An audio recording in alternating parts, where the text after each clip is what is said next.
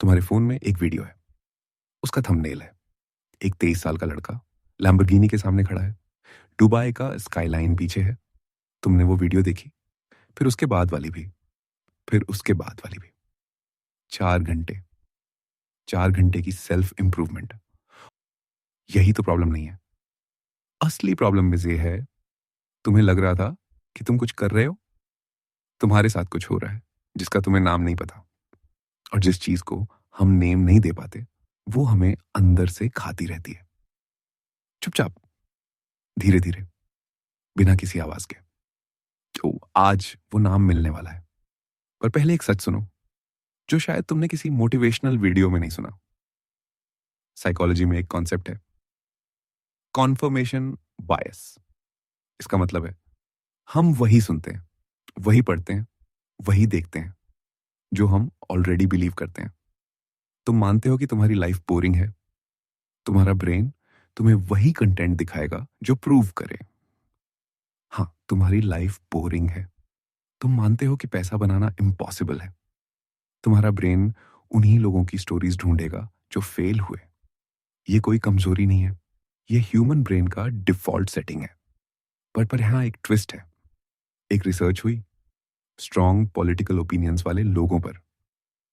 जो लोग गुस्से में थे, उन्होंने ऐसे आर्टिकल्स ज्यादा पढ़े जो उनकी सोच से बिल्कुल अलग थे। वो अपोज करने के लिए गए, पर वहां जाकर उनका माइंड चेंज हो गया। एंगर ने उन्हें क्यूरियस बनाया। तो सोचो, तुम्हारा वो गुस्सा, वो जलन, वो बेचैनी जो तुम रोज अपने अंदर दबाते हो, वो एक्चुअली तुम्हारा सबसे बड़ा टीचर हो सकता है।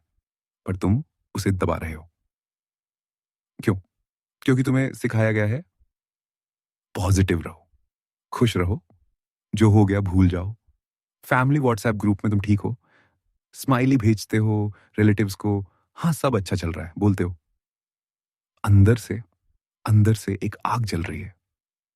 कभी जेलसी की, उस कॉलेज फ्रेंड की वजह से जिसने कनाडा की जॉब पोस्ट की लिंक्डइन पर। कभी गिल्ट की कि मैंने वो नहीं किया जो करना था। कभी एक ऐसी सैडनेस की जिसे तुम खुद भी एक्सप्लेन नहीं कर पाते। और तुम क्या करते हो? रील्स, पॉडकास्ट, यूट्यूब, एक के बाद एक, नींद आने तक। ये एस्केप नहीं है, ये तुम्हारा नया एडिक्शन है। यहां साइंस कुछ अनकंफर्टेबल बात कहती है। जब तुम उन नेगेटिव इमोशंस को दबाते हो, उस जेलसी को, उस एंगर को, उस सैडनेस को, तुम एक्चुअली अपना सबसे पावरफुल गाइडेंस सिस्टम बंद कर देते हो। रिसर्च ने प्रूव किया है, एनवी यानी जलन एडमिरेशन से ज्यादा पावरफुल मोटिवेटर है। जो स्टूडेंट्स किसी सक्सेसफुल क्लासमेट से जलते थे, उन्होंने उससे इंस्पायर्ड होने वाले स्टूडेंट्स से ज्यादा मेहनत की, ज्यादा रिजल्ट्स लाए। सैडनेस एक सिग्नल है कि कुछ गलत है, कि तुम किसी बेहतर रास्ते की तलाश में हो। गिल्ट एक कंपस है जो तुम्हें बताता है कि तुमने अपनी ही वैल्यूज को तोड़ा। पर तुम ये सिग्नल्स कभी सुनते नहीं। तुम उन्हें टॉक्सिक बोलकर डिसमिस कर देते हो।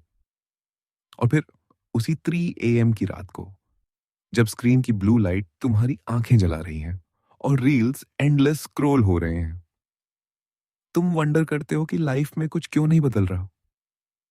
कुछ नहीं बदल रहा क्योंकि तुम वो मैसेज डिलीट कर रहे हो जो तुम्हारी अपनी जिंदगी तुम्हें भेज रही है। 1975 में जॉर्ज लूकस एक स्ट्रगलिंग फिल्म मेकर था। उसके पास एक आइडिया था, एक स्पेस एडवेंचर।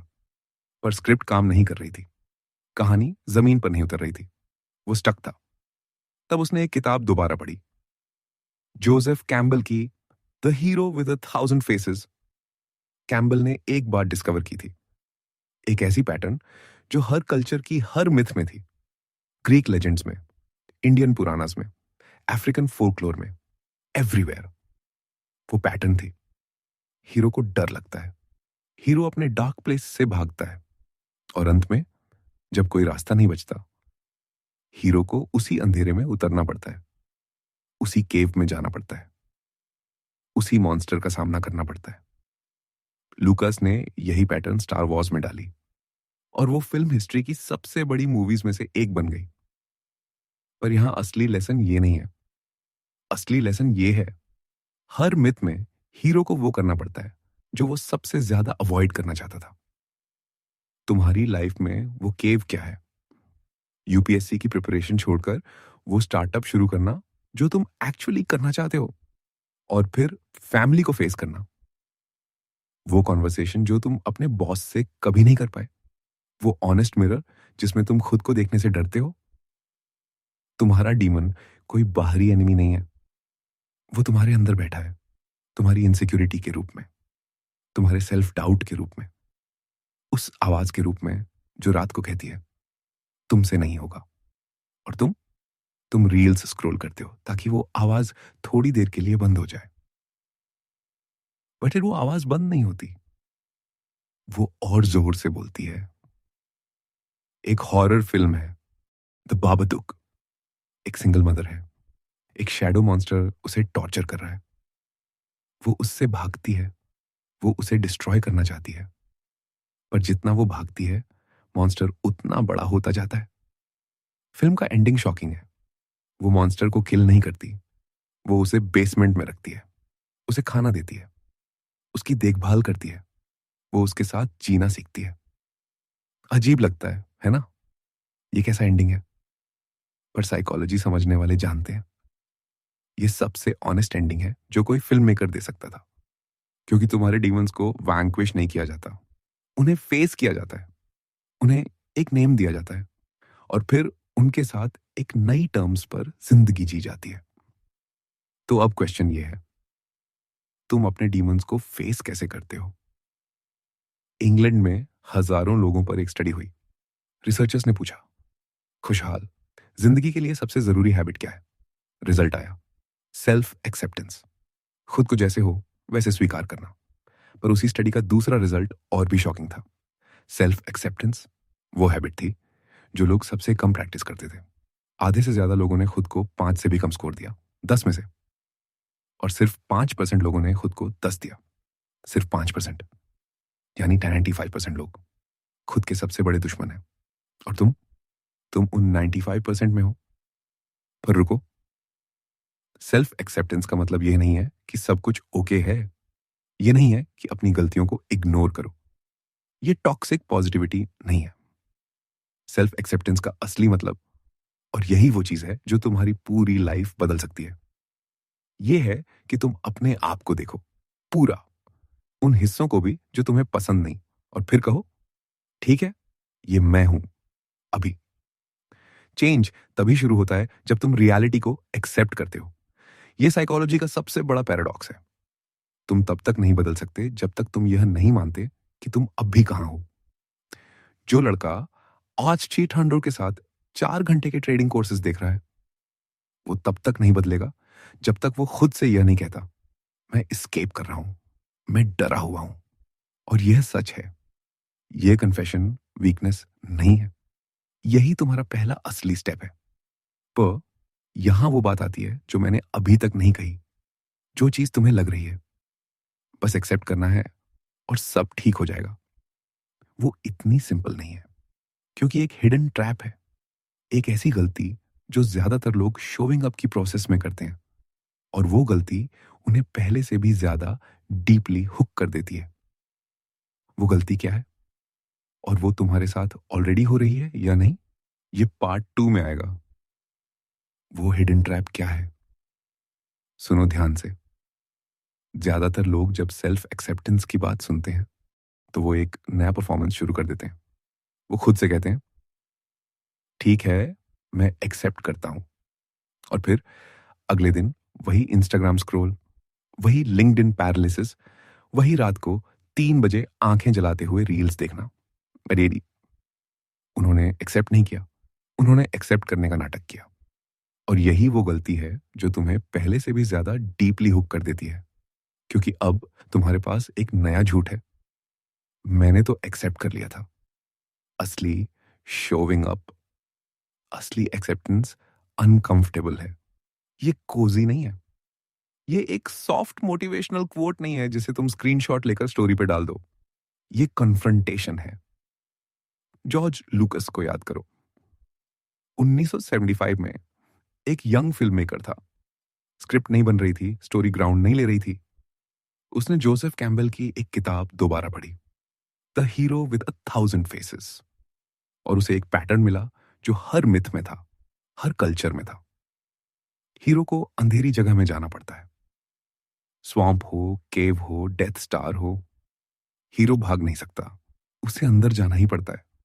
वो स्क्रिप्ट स्टार वॉर्स बनी। उस एक इनसाइट ने एक फिल्म मेकर को लेजेंड बना दिया। पर असली लेसन ये नहीं है कि स्टार वॉर्स अच्छी फिल्म थी। असली लेसन ये है, जो चीज तुम सबसे ज्यादा अवॉइड करते हो वही तुम्हारी सबसे बड़ी पावर का सोर्स है। वो इनसिक्योरिटी जो तुम्हें रात को जगाती है, वो जेलसी जो तुम फील करते हो जब कोई बैचमेट अब्रॉड चला जाता है, वो एंगर जो तुम्हारे अंदर है अपने बॉस के लिए, अपने सिचुएशन के लिए, तुम उसे दबा रहे हो पॉजिटिव वाइब्स की एड में। यहां साइंस है जो तुम्हें अनकंफर्टेबल करेगी। एक स्टडी में जिन लोगों ने अपनी पॉलिटिकल ओपिनियंस पर एंगर फील की, उन्होंने वो आर्टिकल्स पढ़े जो उनसे डिसएग्री करते थे। उन्होंने ऑपोजिशन को समझने की कोशिश की और आयरॉनिकली वो ज्यादा ओपन माइंडेड निकले। एंगर ने उन्हें बेटर थिंकर बनाया। एक और स्टडी, जिन स्टूडेंट्स ने किसी सक्सेसफुल क्लासमेट को देखकर एनवी फील की, उन्होंने एडमिरेशन फील करने वाले स्टूडेंट से ज्यादा काम किया। उनकी परफॉर्मेंस बेहतर थी। एनवी, जिसे हम डेडली सिन कहते हैं, वो एक फ्यूल था। तो अगली बार जब तुम्हें किसी की सक्सेस देखकर जलन हो, उसे दबाओ मत। उसे पूछो, ये मुझे क्या बता रही है, मुझे एक्चुअली क्या चाहिए। वो इमोशन तुम्हारा एनिमी नहीं है, वो एक मैसेंजर है। द बाबादुक एक हॉरर फिल्म है जिसमें एक सिंगल मदर है। एक शैडो मॉन्स्टर उसे तबाह कर रहा है। फिल्म के एंड में वो मॉन्स्टर को नहीं मारती, वो उसे बेसमेंट में रहने देती है, उसे खाना देती है, उसकी केयर करती है। वियर्ड एंडिंग लगती है, पर यही ट्रूथ है। तुम्हारे अंदर का वो मॉन्स्टर, वो सेल्फ डाउट, वो फियर ऑफ फेलियर, वो मैं काबिल नहीं हूं वाली आवाज, वो हमेशा रहेगी।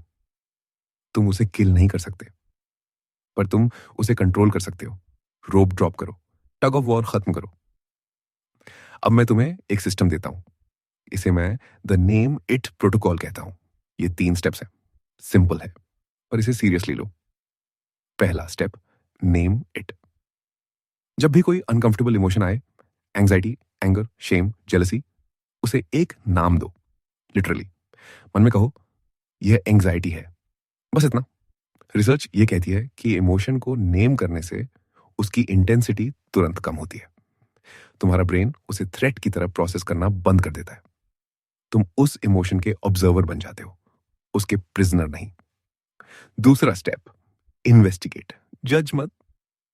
खुद से एक सवाल पूछो, ये इमोशन मुझे क्या बताने की कोशिश कर रही है।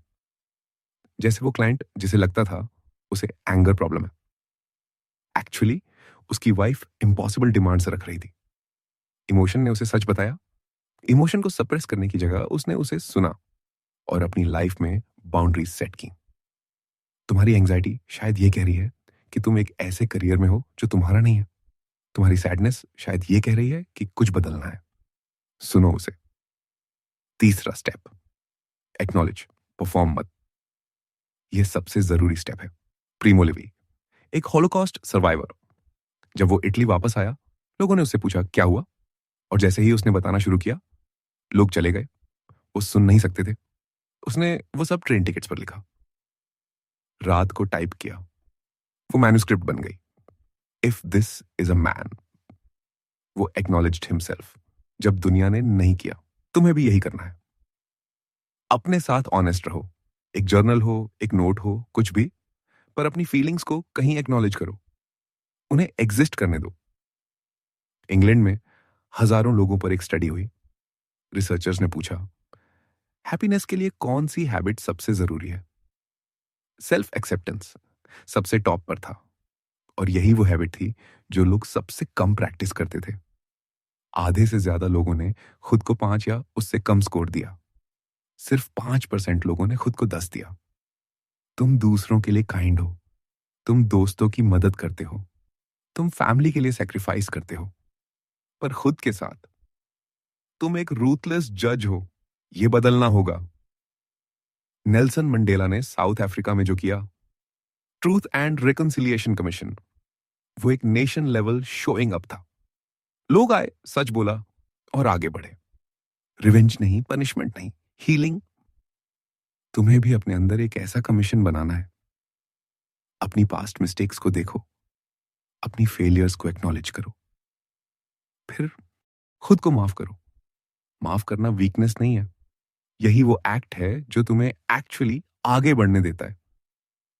यह साइकोलॉजी का सबसे बड़ा पैराडॉक्स है जो मैं तुम्हें आज देकर जाना चाहता हूं। तुम तब तक नहीं बदल सकते जब तक तुम ये एक्सेप्ट नहीं करते कि तुम अब भी कहां हो। चेंज के लिए एक्सेप्टेंस जरूरी है। जो लड़का ऑसम 500 के साथ 4 घंटे ट्रेडिंग कोर्सेज देख रहा है, उसे किसी और की सक्सेस कॉपी नहीं करनी। उसे पहले खुद से कहना है, मैं डरा हुआ हूं, मैं एस्केप कर रहा हूं और यह सच है। वो कन्फेशन, वो एक लाइन उसकी पूरी लाइफ का टर्निंग पॉइंट हो सकती है। ये हीरोइक मोमेंट नहीं है, ये क्वाइट है, ये इंटरनल है, पर यही असली स्टार्ट है। तुम्हारे डीमंस तुम्हें डिस्ट्रॉय करने नहीं आए, वो तुम्हें कुछ बताने आए हैं। सुनो उन्हें, शो अप करो अपने लिए। अगर ये वीडियो तुम्हारे काम आई तो इस चैनल को सब्सक्राइब करो। ये कॉन्वर्जेशन यहीं खत्म नहीं होती।